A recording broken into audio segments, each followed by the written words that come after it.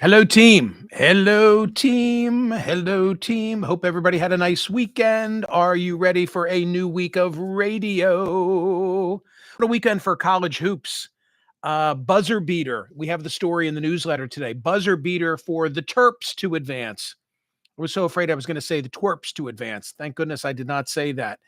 My Lehigh ladies didn't fare so well against Duke, even though they had a huge uh, point spread that they were being offered. What am I trying to say? They were given a lot of points. I think like 27 and a half, and it still wasn't enough.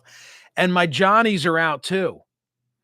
So as we're now getting to the next stage of the big tournament, I need to come up with some new action. I need some new strategies. The Bet Parks Sportsbook and online casino app, the Play Gun Lake app, they've got you covered for the college basketball tournament. So much fun when you've got some skin in the game while you're watching all the action. Make futures bets right now on what's going to pan out. You can still get in on $25 for Duke, pays 50. That's how strong a favorite they are. Wow. 25 on Florida pays 68.75, 25 on Houston, 112.50, 25 on Auburn, 125, 25 on Tennessee if you want a long shot. I always love the long shots. That pays 350.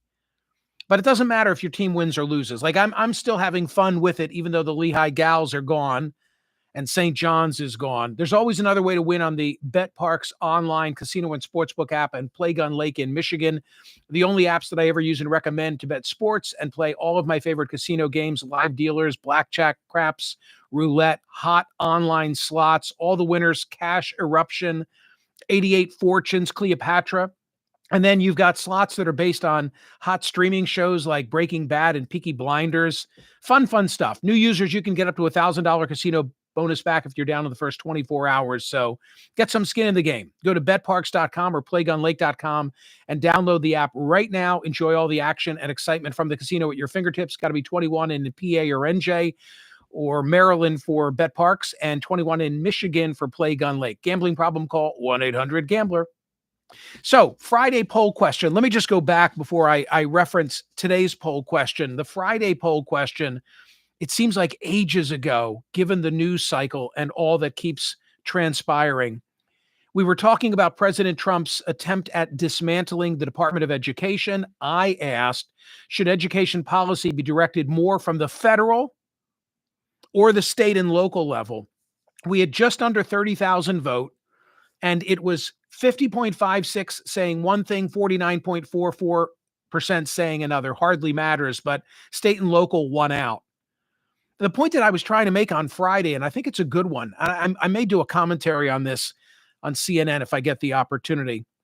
The point that I was trying to make is that since I came of age politically, which was in the Reagan 80s, it has always been a Republican pipe dream to dismantle the Department of Education. I have a distinct recollection of Ronald Reagan making this a big part of his political persona in the 80s. Today, be careful what you wish for. And I say that no matter what your perspective might be, because the polarization has come to the local level as exemplified in school board meetings. And I said on Friday, I think about the Central Buck School District where I was the beneficiary of a good education. It's gotten so contentious.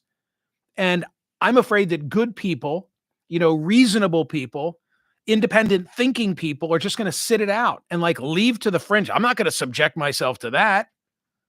And then the fringe takes over. And all of a sudden, on a local level, including in purple areas, you've got book bannings and fights over LGBTQ plus rights and pronouns. And it's just sad.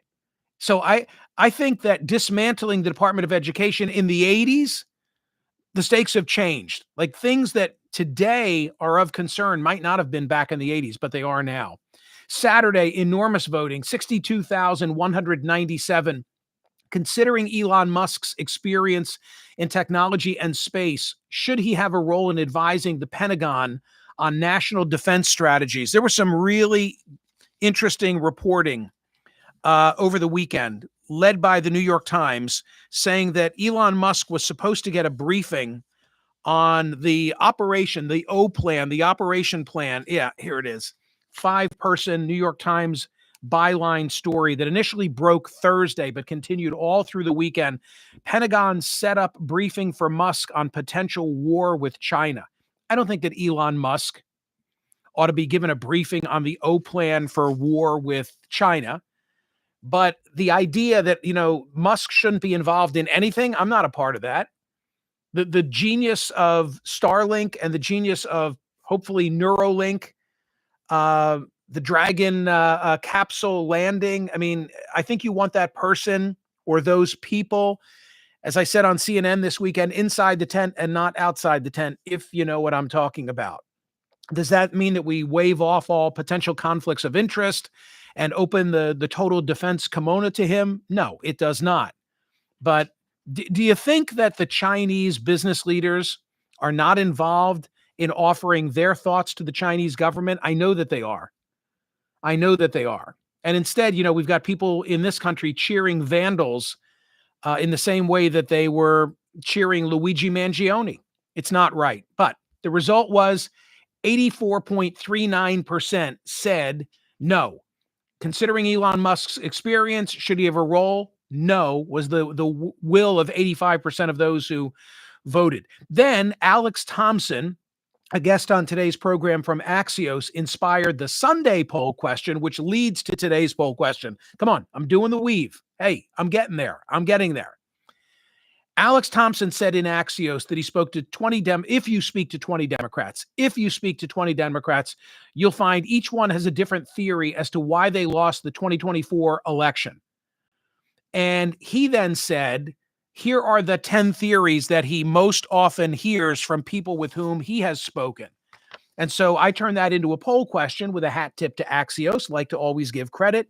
Which theory best explains the Democrats' identity crisis in ascending order? I thought this was interesting. Kamala Harris, recently the standard bearer for the party, only 0.62% of just about 30,000 voters. So roughly a 0.5% said it's her fault.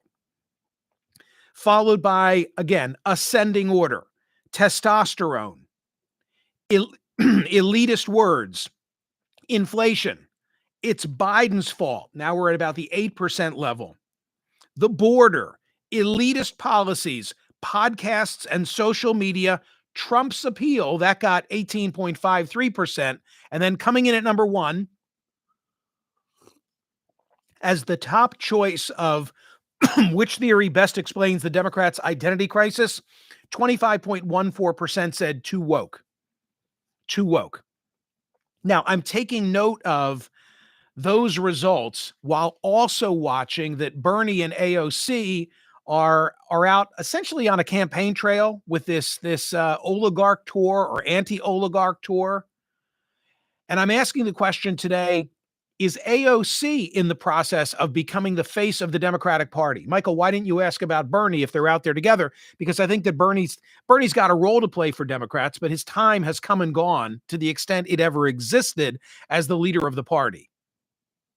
In the same way that President Biden's time has come and gone. I had a story in the newsletter over the weekend, Peter Nicholas at NBC and Carol Lee and Megan Shannon writing that former President Biden has told some Democratic leaders that he'll raise funds, campaign, do anything else necessary to help the Democrats recover the lost ground as the Trump administration is rolling back programs that are so near and dear to the Bidens, he and Jill. He apparently met privately with the new DNC chair, Ken Martin, offered to help, but so far has not been called upon to do anything. What do you do with Joe Biden if you're the Democratic Party? Probably not anything at this stage. At some point might people's recollections and memories treat him better than they are in the polling data today? Maybe. But the question I'm asking now is, all right, what about AOC? Is AOC becoming the new face of the Democratic Party? Remember last week, I just referenced NBC. NBC has polling data. CNN has polling data as well, showing that Democrats are at an all-time low in terms of how the party is perceived. A favorability rating, according to CNN, of just 29%. On the fight or flight question, as I like to put it, an increasing number of Democrats say they want fight from their party's leaders, and they don't feel like they're getting it. And then in that same poll, asked in an open-ended question to name the Democratic leader they feel best reflects the core values of the party, 10% named AOC.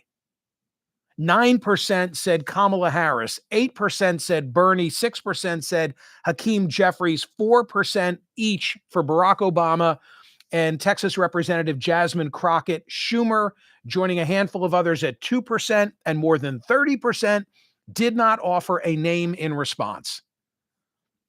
Put together the results from yesterday, where people who responded to my poll question said, what's the problem with the Democratic Party? Too woke. If that's the perception, is AOC the answer? I don't think so. I mean, who is there from the Josh Shapiro, Gretchen Whitmer, because apparently he's expressed an interest in running, I'll even throw Rahm Emanuel into the mix. The more pragmatic, the more left of center, but more center than AOC, the squad, or Bernie. I mean, the problem, as I see it for Democrats, is this. They're herding cats. They have such disparate interests that it's very hard for there to be, damn near impossible, for there to be any one person who is a leader of the party. That is not an issue that the Republicans have right now. And do you know why Republicans don't have this same problem? Alex Eisenstadt on today's program from Politico. I read this book this weekend, Revenge, the inside story of Trump's return to power. And the gist of it is that, he's settling scores. And the dissent that exists in the Republican Party, and there is dissent that exists it's all under wraps. Everybody's afraid to oppose, the supreme leader, if you will, Donald Trump. And consequently, there is discipline on the Republican side of the aisle that you don't see among Democrats. Democrats all heading in their disparate directions. So could a Barack Obama emerge and be the sort of titular head of the party? I think that's possible, but it's not going to be AOC. In my opinion, it's not. There's a role for her to play, but is she in the process? Is AOC becoming the new face of the Democratic Party? I say no. She's one of several faces of leadership, but mine is a no vote. I don't see it. And I don't have a rooting interest. I'm just trying to play political scientist. So go to the website and cast a ballot on today's poll question. Is AOC becoming the new face of the Democratic Party? Yay or nay on that? Like and subscribe, please, and set yourself up for notifications. A lot of people watch the Mingle movie this weekend, and I really appreciate all the comments that I continue to hear about it. And there are so many stories. There are so many stories, or have been in the last couple of days, all under the umbrella of the Mingle theme. And when you start to look at the world through that lens, you'll just see the interconnected nature of what I talk about in the presentation. So thank you if you've watched it. Thank you even more if you've shared it with a friend. Okay, thank you, gang. I'll see you soon on radio.